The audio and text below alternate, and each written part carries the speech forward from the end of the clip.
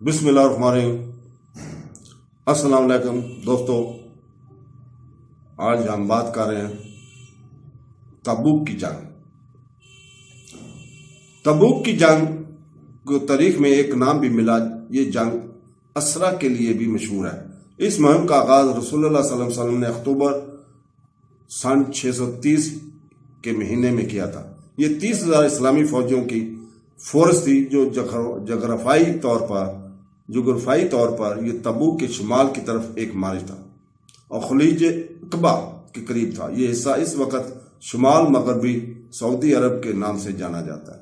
بازنطینی حملے کی خبر آئی تو محمد صلی اللہ علیہ وسلم نے عربوں کو ان کے خلاف جمع ہونے کو کہا، لیکن ان میں سے بہت سے لوگوں نے شرکت سے انکار کر دیا۔ اکتوبر 630 میں افواج نے خلیج عقبہ کی طرف کوچ کیا۔ یہ رجب کی 9 تاریخ تھی۔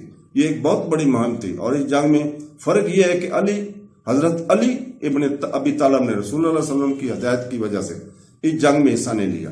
مدینہ میں اس کی کمان تھی۔ تبوک کے مقام پر یہ تقریباً 20 دن کا قیام تھا۔ نبی کریم صلی اللہ علیہ وسلم نے اس علاقے کا دورہ کیا اور مختلف مقامی سرداروں سے ملاقاتیں کی اور ان پر اتحاد کیا۔ بازنطینی فوج اس دور میں ظاہر نہیں ہوئی، چنانچہ پیغمبر اسلام نے مدینہ واپس آنے کا فیصلہ کیا۔ اسلامی دنیا کے آکسفورڈ انسائکلوپیڈیا میں اس کا تذکرہ ہے۔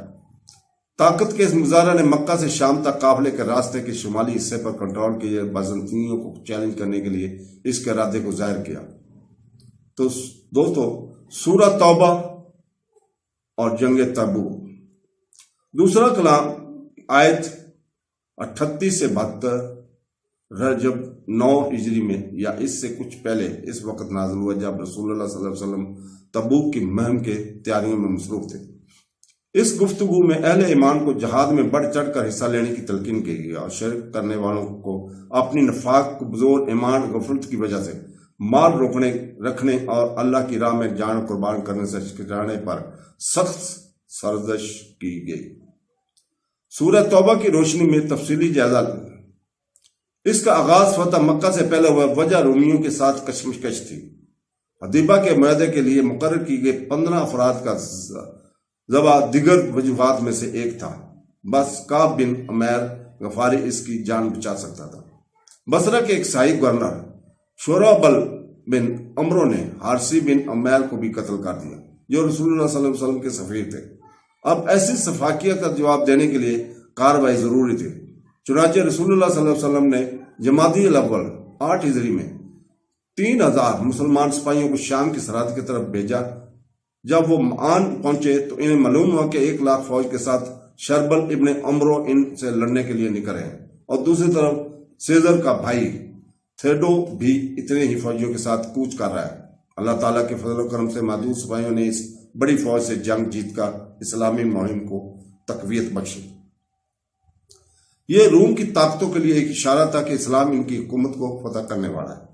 رومی سلطنت کے عرب فوجوں کے کمانڈر فروا بن عمر جو عظمی نے اسلام قبول کیا، جو قیصر کے لیے حیران کن تھا۔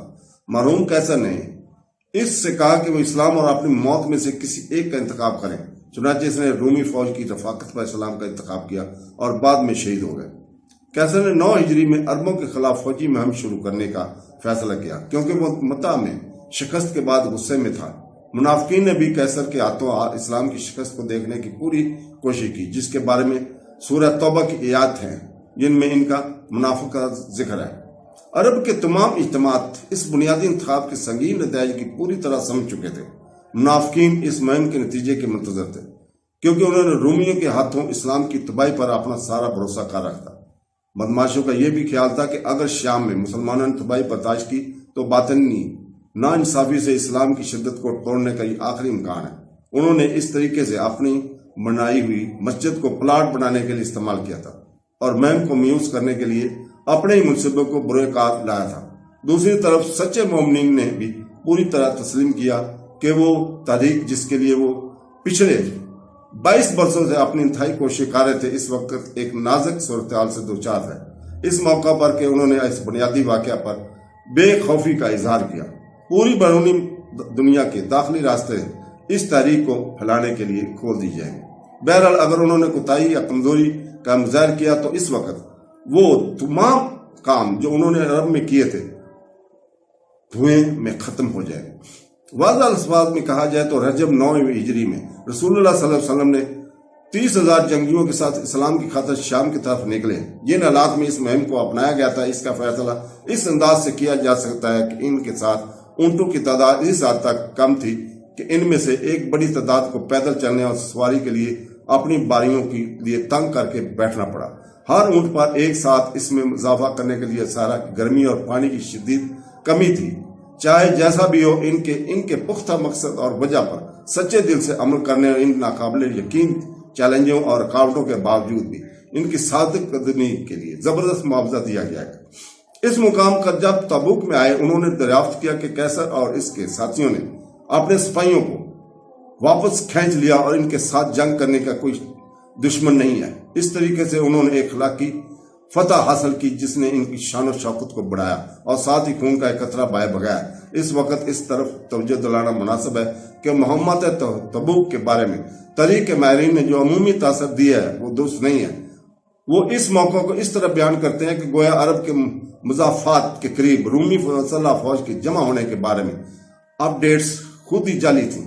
حقیقت یہ ہے کہ کیسر نے اپنی فوجیں جمع کرنا شروع کر دی تھی۔ اس کے باوجود حضور پاک صلی اللہ علیہ وسلم نے اسے روک دیا اور اس نے پہلے کہ وہ داخل اندازی پورا انتظام کر لیتے منظر پر تشریف لائے۔ اس طرح حکمت پسندی بہادری کا بہتر حصہ ہے کو قبول کرتے ہوئے اس نے اپنی فوجوں کو مضافات سے واپس بھیج لیا، کیونکہ اس نے اس بات کو نظر انداز نہیں کیا تاکہ اسلام کے دعوے دار 3,000 نے مدع کے مقام پر اس کی 1,00,000 فوج کو بے دفاع کر دیا تھا۔ وہ ناکام ثابت ہوا، بعد میں یہاں تک کہ 2,00,000 کی بھیڑ کے ساتھ جنگ کے لیے نکلا۔ اس جنگ کو تاریخ اب بھی یاد رکھتی ہے اور یہ آخری وقت تک جاری رہے گی۔ جنگ کا پیغام بھی سچائی کی طرف ہماری توجہ کا اشارہ کرتا ہے کہ مقدار یا آسمان اہمیت نہیں رکھتا، بلکہ سچی پابندی، ایمان اور اللہ پر بھروسہ سب سے اہم ہے۔ تو دوستو، اللہ حافظ۔